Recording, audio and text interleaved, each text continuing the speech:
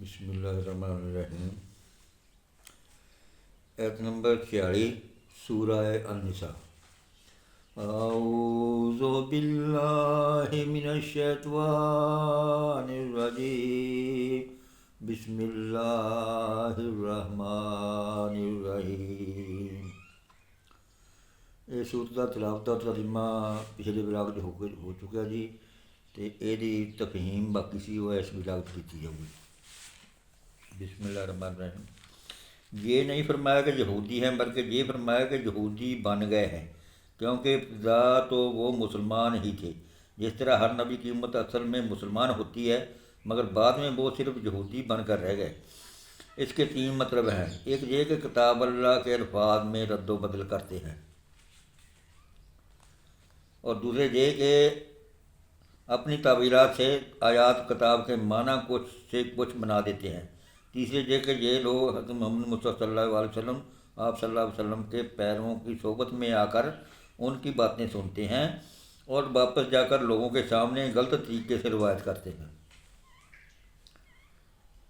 بات کچھ کہی جاتی ہے اور وہ اسے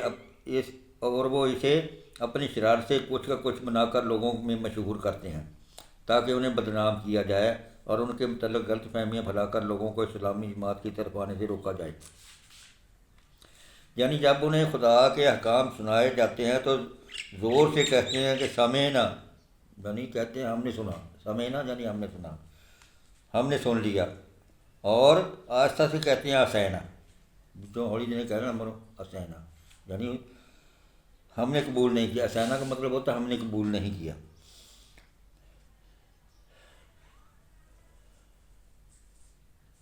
یا اطانا، یعنی یا اطانا ہم نے قبول کیا کا تلفظ اس انداز سے زبان کو لچکا دے کر کرتے ہیں کہ اسینا بن جاتا ہے، یعنی کہنا اطانا تو انہوں زبان کو کچھ لچکاؤنا اس طرح کہ وہ اطانی کی جگہ ادا انہوں نے کرنا اسینا۔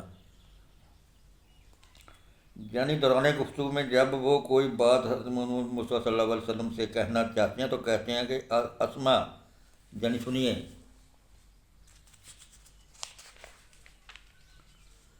اور پھر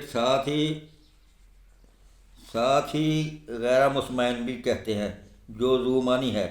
اس کا ایک مطلب یہ ہے کہ آپ ایسے محترم ہیں کہ آپ کو کوئی بات خلاف مرضی نہیں سنائی جا سکتی۔ دوسرا مطلب یہ ہے کہ تم اس قابل نہیں ہو کہ تمہیں کوئی کچھ سنائے۔ ایک اور مطلب یہ ہے کہ خدا کرے کہ تم بہرے ہو جاؤ۔ اس کی تصحیح کے لیے ملاحظہ اور سورہ بقرہ حاشیہ نمبر 108۔ یعنی یہ یہودیاں دے کم سی جدوں وچ بہندے سی، انہاں دی ذہنی تو یہودی سی، وہ مسلمان ہو کے نہیں آتے، وہ کوئی نہ کوئی اِداں دی گل کرتے سیے، یعنی گل کچھ کرنی وہ مطلب کچھ کڈھ کے رکھ دینا اپنے دوستان جا کے، پھر انہوں نے سناਉਣਾ بھی اِداں ہو جائے، یعنی مذاق اڑاਉਣਾ مسلمانوں کا۔ تو یہ سی انہوں کی گل جی۔ باخر دعوانا الحمدللہ رب العالمین۔ جا بھائی طرح جہاں قرآن پاک پڑھیا اس کا اگر مینوں اور جن مسلمانوں نے سنیا سارے عطا فرمائے، اور ہمیشہ ہمیشہ سانوں قرآن پاک ترجمے نال پڑھدے اس نے سمجھن دی اور اس کے عمل کرنے کی توفیق عطا فرما، اور ہمیشہ مجاہد صلی اللہ علیہ وسلم کرنے کی توفیق عطا فرما، اور روزے کرام حضور اکرم صلی اللہ علیہ وسلم کی شہادت اور قرآن پاک کی وساطت نال ساری بخشش اور مغفرت۔ باخر دعوانا الحمدللہ رب العالمین۔